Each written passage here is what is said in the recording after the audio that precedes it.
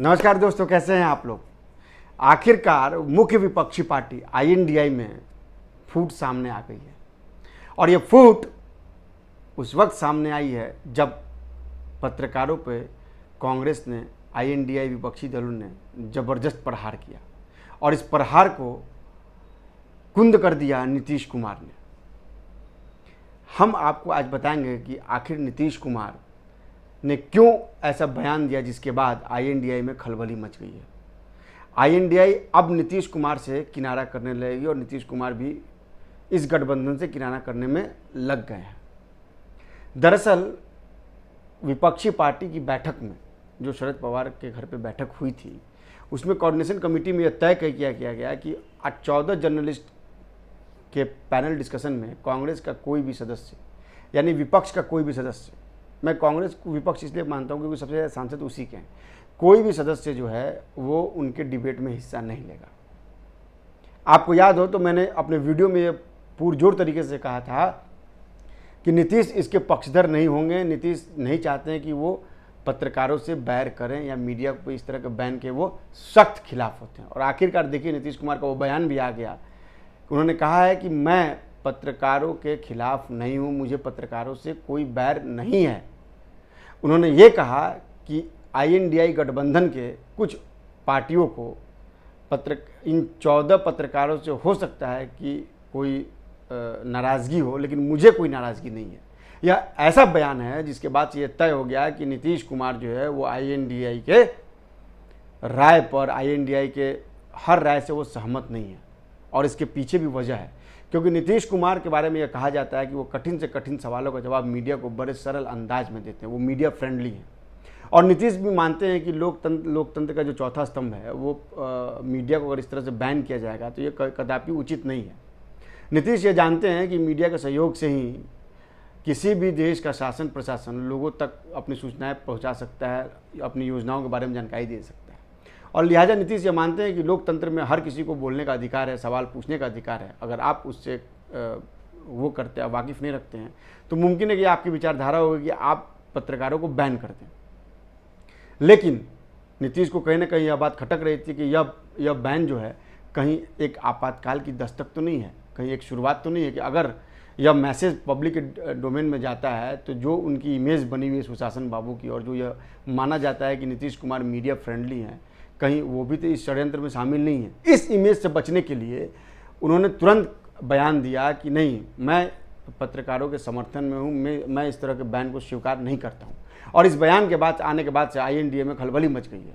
क्या लालू प्रसाद यादव, क्या राहुल गांधी, क्या मल्लिकार्जुन खड़गे, क्या आम आदमी पार्टी, सब ने एक नीतीश का विरोध नहीं किया, नीतीश के समर्थन में कुछ नहीं बोला, तो नीतीश का विरोध भी नहीं किया। यानी कहीं ना कहीं उनको ये लग रहा है कि जो उनका निर्णय है 14 पत्रकारों को बैन करना, यह उनके लिए जो है वो एक हार का बहुत बड़ा कारण हो सकता है। उनके लिए यह एक जो है ताबूत में आखिरी कील साबित हो सकता है। क्योंकि आप ये सोचिए कि जिस पार्टी के कुल सांसद की संख्या मौजूदा सरकार के सांसद से बहुत कम है, वो पार्टी अगर अभी से मीडिया को बैन करती है, अगर 14 पत्रकारों को बैन करती है और ये कहती है कि वो गोदी मीडिया है, तो आप सोचिए कि जब चुनाव में वो लोग जाएंगे और जब ये पूछेगा लोग उनसे कि भाई आप अगर पत्रकारों को आज इनको गोदी मीडिया कह के आप बैन कर रहे हैं, कल आपकी सरकार आएगी तो आप पूरे मीडिया को बैन कर देंगे।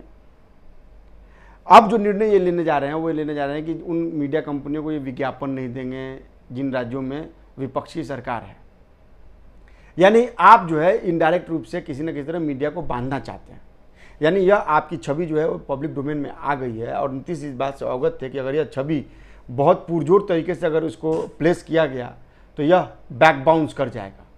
अगर ये बैक बाउंस कर गया तो जो जिस जनाधार, जिस मीडिया को लेकर नीतीश कुमार और जो मीडिया नीतीश कुमार की छवि को सुशासन बाबू के रूप में बनाई है, वो मीडिया नीतीश की छवि को बिगाड़ भी सकती है। और इसके बाद, क्योंकि अगर आप मीडिया पर बैन करते हैं इसका मतलब आप सवालों से भागेंगे, और जब सवालों से आप भागेंगे तो जाहिर सी बात, जब सवाल से पब्लिक डोमेन में वो बात जाएगी, आप सवाल का जवाब नहीं देना चाहते हैं, तो यह आपके इमेज को कहीं ना कहीं डेंट करेगा। लिहाजा नीतीश कुमार ने इस बयान से किनारा कर लिया है। नीतीश ने साफ कहा कि अच्छा, क्यों इस बात को नीतीश कह रहे हैं, क्योंकि जब ये कोऑर्डिनेशन कमेटी की बैठक में यह बात तय हुई थी उस समय जेडीयू की तरफ से कोई वैसा रिप्रेजेंटेटिव नहीं था जो इस बात का विरोध कर सके। अब जब ललन सिंह थे नहीं, नीतीश कुमार खुद नहीं थे, इनके रिप्रेजेंटेटिव बन के गए थे जेडीयू की तरफ से, वो पुरजोर तरीके से अपनी बात रख ना सके, तो फिर आखिर नीतीश को बचता क्या था? फिर नीतीश ने मीडिया में आके बयान दिया। नीतीश ने कहा कि नहीं भाई, हम इस बयान से सहमत नहीं रखते, हम मीडिया पे बैन लगाने के पक्षधर में नहीं है। हालांकि उन्होंने यह भी कहा कि जब हमारी सरकार आएगी, मोदी सत्ता हट जाएगी, तो हम लोग पत्रकारों को फ्री देंगे, वो अपने मन से जो चाहे लिखना चाहें, अगर वो लिखेंगे नहीं तो लोग जागरूक कैसे होंगे। नीतीश ये जानते हैं, नीतीश हमेशा द्विधारी बात करते हैं। नीतीश को यह पता है कि अगर मीडिया अच्छे कामों को अगर उल्लेखित नहीं करती, अपने प्लेटफॉर्म पर जगह नहीं देती, तो शायद नीतीश की छवि सुशासन बाबू की नहीं बन पाती। नीतीश ये जानते हैं कि वो मीडिया ही है जिसने नीतीश के काम को आगे बढ़ाया, जन जन तक पहुंचाया, और इसका फायदा उन्हें लगातार बिहार के चुनाव में मिलता जा रहा है, लोकसभा चुनाव में भी मिला है। इसके इतर जब नीतीश का यह बयान आया तो विपक्ष में खलबली मच गई। अब विपक्ष इस स्ट्रेटजी पे आ गया है कि कैसे नीतीश कुमार को यहाँ से हटाया जाए, क्योंकि जो नीतीश कुमार का मकसद था वो सफल हो गया। लेकिन मैं आपको अंदरूनी खबर बता रहा हूँ, सूत्रों के हवाले जो मेरे पास खबर है कि अगर नीतीश कुमार को INDA ने कुछ भी किया तो नीतीश कुमार एक बड़ा खेल कर सकते हैं, और वो एक खेल ये होगा कि नीतीश कुमार के साथ ममता बनर्जी आएंगी, आम आदमी पार्टी आएगा, बाकी जो पार्टियां जो हैं जो INDA में शामिल नहीं हैं वो नीतीश के साथ आ जाएंगी। आपको याद हो नीतीश उड़ीसा भी गए थे मिलने के लिए नवीन पटनायक से, लिहाजा नीतीश ने एक अपना थर्ड फ्रंट बना के रखा है। मायावती से भी टच में है नीतीश कुमार लगातार साउथ की पार्टियों से टच में है, तो अगर INDA ने कोई बड़ा खेल किया तो नीतीश उससे बड़ा खेल कर सकते हैं। और नीतीश के बारे में कहा जाता है कि वो अनप्रेडिक्टेबल है, यानी अनप्रेडिक्टेबल का मतलब ये होता है कि नीतीश कब क्या प्लान करे वो कोई नहीं जानता है। और नीतीश राजनीति के माहिर खिलाड़ी हैं। नीतीश को यह पता है कि कब कहाँ क्या बयान देना है। नीतीश अपने हर बयान का मतलब समझते हैं, हर बयान का वो समझते हैं कि इसका असर क्या होगा। नीतीश, मैं बार बार कह रहा हूँ, नीतीश बहुत मीडिया फ्रेंडली है। नीतीश जो है कठिन से कठिन सवालों का जवाब नीतीश कुमार बड़े सरल ढंग से देते हैं और अपने अंदाज में देते हैं। नीतीश कुमार का यह अंदाज मीडिया को भी भाता है, क्योंकि नीतीश कुमार सीधा और नीतीश के साथ सबसे बड़ी बात है कि वो किसी भी पार्टी को, किसी भी नेता को बिलो द बेल्ट कभी हिट नहीं करते हैं। वो अपनी मर्यादा जानते हैं, वो अपनी सीमा जानते हैं, वो एनार्किज्म को बर्दाश्त नहीं करते हैं। आपातकाल की स्थिति को उन्होंने देखा है, उस समय उनकी राजनीति उन्होंने देखा है, आपातकाल का दंश झेला है।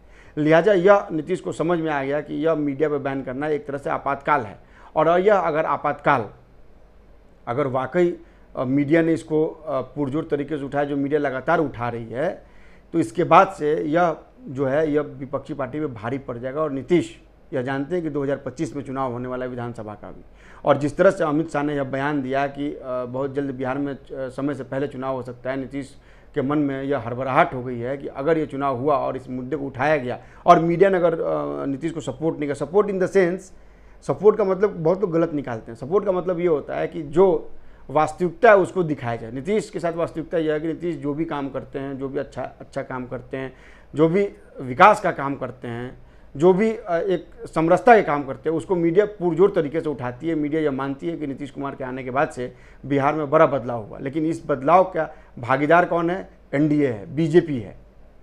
लिहाजा नीतीश को यह पता है कि अगर यह छवि डेंट होती है तो नीतीश का राजनीतिक कैरियर जो है वो खत्म हो जाएगा। राज्य स्तर पे तो खत्म हो ही रहा है, राष्ट्रीय स्तर पे भी खत्म हो जाएगा। और नीतीश ये जानते हैं कि अगर 2025 में अगर उनकी सरकार, एक समीकरण यह भी बनना जो आपको समझना चाहिए, अगर 2025 में सरकार अगर चुनाव होता है और अगर वो NDA के साथ आते हैं तो मुमकिन है कि नीतीश जो है वो गिव अप कर दें मुख्यमंत्री के पद को और वो केंद्र की राजनीति में आ जाए। नीतीश ये चाहते हैं कि राज्य की राजनीति तो उन्होंने कर ली 18 साल से, लेकिन अब वो चाहते हैं कि वो राष्ट्र की राजनीति भी करे। पहले भी नीतीश मंत्री रह चुके हैं, सांसद भी रह चुके हैं, विधायक भी हैं, मुख्यमंत्री भी हैं, और नीतीश का जो कार्यकाल था केंद्र में वो बहुत ही अच्छा कार्यकाल था। नीतीश ये जानते हैं कि उनका इमेज जो है वो केंद्र के मंत्री के रूप में बहुत ही अच्छा था, पब्लिक ने उनको बहुत सराहा था, नीतीश के काम को भी सराहा था। लिहाजा नीतीश इस छवि को भी बनाने की कोशिश करेंगे और उसको बरकरार रखने की भी कोशिश करेंगे, क्योंकि नीतीश में अभी राजनीति बाकी है। नीतीश का जिस तरह से जनाधार रहा है, यह तय है कि नीतीश का जनाधार ही रहा है, जिसकी वजह से बिहार में जनता ने उनको बार बार चुना है। और मैं बार बार कहता हूं कि बिहार की जनता को आज भी नीतीश कुमार पसंद है, और यही वजह है कि बिहार की जनता कभी भी किसी भी पार्टी को स्पष्ट बहुमत नहीं देती है। स्पष्ट बहुमत का मतलब सीट उस संख्या में नहीं आती जिससे कि अकेले दम पर कोई पार्टी सरकार बना सके, चाहे वो RJD हो, चाहे BJP हो, चाहे नीतीश कुमार हो, JDU पार्टी हो। नीतीश इस बात को भली भांति जानते हैं कि अपनी छवि को बरकरार रखने के लिए उन्हें अपने आप को उस दाग से हटाना पड़ेगा। क्योंकि आप देखिए, अमित शाह ने साफ साफ कहा कि तेल और पानी का जब मिलन होता है तो तेल जो है वो पानी को गंदा कर देता है। यानी तेल उन्होंने आरजेडी को कहा। आरजेडी पर लगातार भ्रष्टाचार के आरोप है, लालू यादव जेल सजाए याफ्ता हैं, लालू यादव चुनाव नहीं लड़ सकते हैं, लिहाजा उनका कहने का मतलब ये है कि अगर तेल पानी के साथ आएगा तो पानी भी गंदा हो जाएगा। यह सब वो इंडिकेशन है जो नीतीश कुमार को बार बार यह इंडिकेट भी कर रहा है कि भाई अगर आप अपनी छवि को बरकरार रखना चाहते हैं और अगर आप लंबी राजनीति करना चाहते हैं तो आपको उन पार्टियों के साथ गठबंधन करके रहना पड़ेगा, या उन पार्टियों के साथ देना पड़ेगा, या उन पार्टियों के विचार के साथ आपको आगे बढ़ना पड़ेगा जिनका विचार सबका साथ सबका विकास है। आपको उस तेल से अलग होना पड़ेगा जो तेल गंदा है। आपको उस छवि से बाहर निकलना पड़ेगा जिस छवि की वजह से आपका इमेज डेंट हो रहा है। नीतीश के लिए आज भी लोगों के मन में बड़ा आदर भाव है, लेकिन नीतीश जब से पलटू राम बने, जब से उन्होंने आरजेडी के साथ गठबंधन किया, नीतीश जानते हैं कि यह छवि उनको डैमेज लगातार कर रही है। अब ये नीतीश बाबू ही बता सकते हैं कि आखिर वो बार बार अपना पार्टी क्यों बदल रहे हैं। जो मेरी समझ है, जितना मैं नीतीश को समझता हूँ, उसकी बड़ी वजह है कि वह अपनी नाराज़गी जाहिर करते हैं। नाराज़गी जाहिर करने के बाद वो देखते हैं कि आखिर जो है वो कब तक इस बात को संभाल सकते हैं, लेकिन जब उन्हें लगता है कि बात नहीं संभलती है तो फिर पुनः मुस्को भव हो जाते हैं। हम लगातार इस खबर पे आपको अपडेट करते रहेंगे। आप हमारे वीडियो को लाइक कीजिए, सब्सक्राइब कीजिए और शेयर कीजिए, और कमेंट भी जरूर कीजिएगा। मैं कमेंट का जवाब देता हूँ, मैं हर कमेंट्स को पढ़ता हूँ और स्वयं जवाब देता हूँ। मेरी टीम जवाब नहीं देती है, मैं स्वयं जवाब देता हूँ। और मैं आपको यह भी बता दूं कि आपके जो कमेंट्स आते हैं उससे भी मुझे बहुत सारी चीज़ें समझ में आती है कि आप किस तरह की खबरों को देखना पसंद करते हैं। यकीन मानिए कि हम उसी खबरों को दिखाते हैं, उसी खबरों पर विश्लेषण करते हैं जिस खबर से आपका वास्ता है। न्यूज़ गुरु आपका प्लेटफॉर्म है, आप अपनी खबर बताइए, अपने विचार बताइए। आपके खबरों को भी हम अपनी खबरों में समाहित करने की कोशिश करेंगे और करते भी हैं।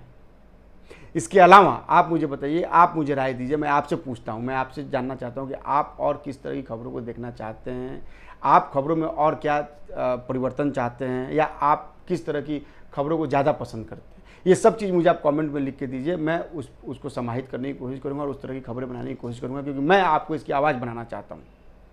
मैं स्वयं लगातार पत्रकारिता में एक्टिव हूँ पिछले 20-22 साल से। मैं हर चीज़ को बड़े अच्छी तरह समझता हूँ। राजनीतिक गलियारे में मैं हमेशा जाते रहता हूँ, मुझे समझ है, मैं समझता हूँ कि बॉडी लैंग्वेज क्या है। लिहाजा अगर आप मेरा विश्लेषण सुनेंगे तो वो विश्लेषण आपको आपके जैसा लगेगा, आपके भाषा में मैं आपको समझाने की कोशिश करता हूँ। तो आप हमारे वीडियो को लाइक कीजिए, सब्सक्राइब कीजिए और शेयर जरूर कीजिए, क्योंकि हम लगातार ये चाहते हैं कि आप हमारी खबरों को देखें। और मैं अपने उन दर्शकों को धन्यवाद देना चाहता हूं जो लगातार हमें सब्सक्राइब कर रहे हैं। सब्सक्राइबर की संख्या बढ़ रही है, हमारा परिवार बढ़ रहा है, व्यूज़ बढ़ रहे हैं। सो आप लगातार इस तरह अपना प्यार मुझे दीजिए। मुझे इससे प्रोत्साहन मिलता है, मुझे इससे हिम्मत मिलती है, मुझे इससे बल मिलता है।